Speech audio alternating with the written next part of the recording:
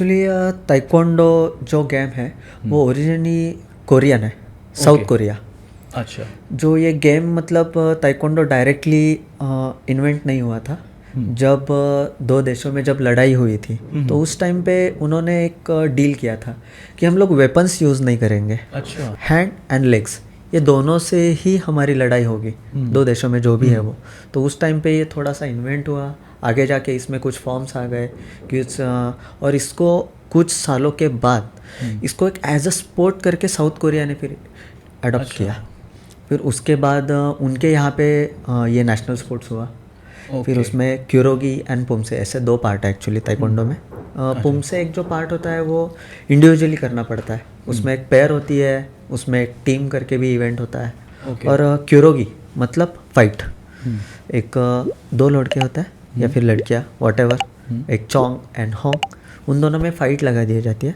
और वो सब होगू पहनता है, मतलब जो सेफ्टी इक्विपमेंट्स रहता है, chest guard, head guards, arm guard, Shin guard, many other things. तो वो पहन के उनके ऊपर पॉइंट स्कोरिंग सिस्टम से ये पॉइंट किया जाता है और उसमें डिसाइड होता है कि कौन विनर है कोई नहीं है। अच्छा, तो ये जो आप कंट्रीज बता रहे थे वो कौन सी countries, North and South Korea की, उन लोगों के बीच में जो फाइट होती है उसके लिए? नहीं, जापान की थी। अच्छा, जापान के साथ। Yes yes. एक्चुअली वैसे देखा गया तो कुछ मतलब बहुत कम लोग है तो ताइक्वांडो इंडिया का है।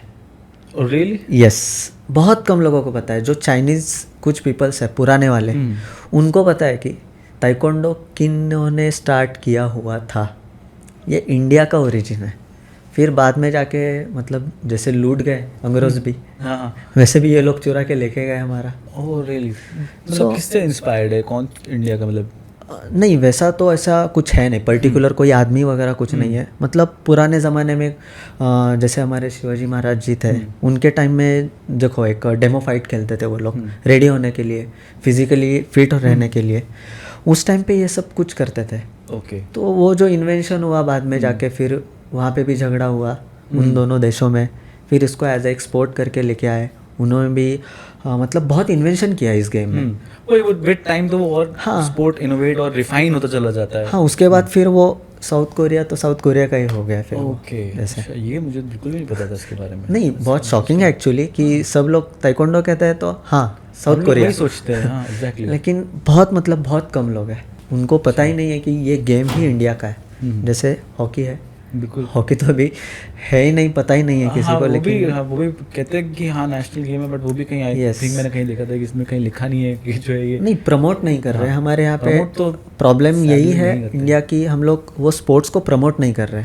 अभी जैसे मैं ताइक्वांडो कर रहा हूँ तो साउथ कोरिया वाले लोग जो है इतनी छोटी सी उम्र में मतलब डाल देते हैं। मैंने अभी जब कॉम्पिटिशन्स में जाता हूँ तो मैंने देखा है 3 साल 4 साल के बच्चे भी वहाँ पे पेरेंट्स उनको ड्रेस पहनाते हैं, कॉम्पिटिशन्स दिखाने के लिए लाते हैं, खेलते नहीं है वो बच्चे। एक इंट्रोड्यूस करना है उनका, नेशनल स्पोर्ट्स उनको इंट्रोड्यूस करना है। और कोरिया में ऐसा ही है कि आपको कंपलसरी फर्स्ट ताइक्वांडो सीखना ही है, बाद में आपको वो कंटिन्यू करना है एज अ करियर या नहीं करना है, आपको एक पर्टिकुलर टाइम पे छोड़ देना है। It's up to you. तो ऐसा है कि वो लोग बहुत प्रमोट कर रहे हैं उनके गेम को। चीज़ है कि बच्चों को बचपन से ही इनग्रेन कर देना ताइक्वांडो की इम्पोर्टेंस। और हमारे यहाँ पे देखो कि क्या प्रॉब्लम्स चल रही है। पूरी नेशनल हॉकी टीम ही कि हम लोग प्रमोट नहीं कर रहे हैं सर इसके लिए। वो एक सबसे बड़ी दिक्कत है हमारे इंडिया। आई थिंक ये चीज़ है कि स्कूल लेवल पे ये चीज़ इम्पोज होनी चाहिए हर स्कूल पे कि ये किस चीज़ की कितनी इम्पोर्टेंस है और कब तक उसको करना है। नहीं, अभी देखो जैसे मैं एक मार्शल आर्ट कम्युनिटी से हूँ, मतलब मैं एक मार्शल आर्ट कम्युनिटी वाला स्पोर्ट्स खेल रहा हूँ। तो यहाँ पे प्रॉब्लम ऐसा हुआ है ना कि कुछ लोग ऐसा है कि इसको एक फाइनेंशियल के हिसाब से देख रहे हैं।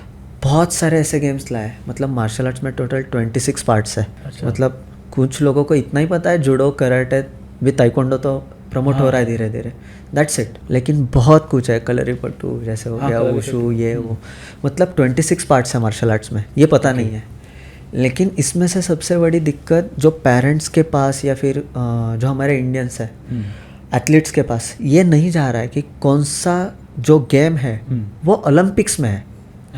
जो गेम ओलंपिक्स में है उसकी वैल्यू है, जो गेम ओलंपिक में नहीं है उसकी वैल्यू 0 है। वो आप खाली एक पैशन के लिए, कम्युनिटी को दिखाने के लिए ये आप कर रहे हो। मतलब मैं कुछ गेम्स के नाम नहीं लेना चाहता, मैं आई एम रिस्पेक्ट, बट इसमें 2 ही गेम है, जूडो एंड ताइक्वांडो। आप ओलंपिक की लिस्ट निकालोगे, ऑनलाइन तो सब कुछ, आज सोशल मीडिया सब कुछ ओपन है, तो वहाँ पे भी दिखेगा कि ये 2 ही गेम है, जूडो एंड ताइक्वांडो, जो ऑफिशियली ओलंपिक में है और उनके सर्टिफिकेट्स जो है वो वेरीफाइड होता है हमारे यहाँ पे। ओके। तो कुछ ऐसे भी लोग हैं कि वो दिखाना नहीं चाहते कि हमारा गेम ओलंपिक में नहीं है और उसके नाम पे पैसे जमा रहे हैं। अच्छा। तो ये बहुत मतलब बुरा लगता है, और पेरेंट्स को वो अवेयरनेस है ही नहीं। मतलब उनकी भी गलती नहीं है इसमें, ऑब्वियसली। जो गेम में डॉक्टर पहले से इमोशंस रेडी हो चुका है, कराटे कराटे कराटे, हमारा बच्चा इसमें जा रहा है, वुशु खेलेगा, बॉक्सिंग खेलेगा, लेकिन किस सर्टिफिकेट्स की वैल्यू क्या है सर, ये मार्केट में कौन पूछ रहा है, ये भी सबसे इम्पोर्टेंट है। ये गाइडेंस भी मिलना चाहिए हम लोगों को।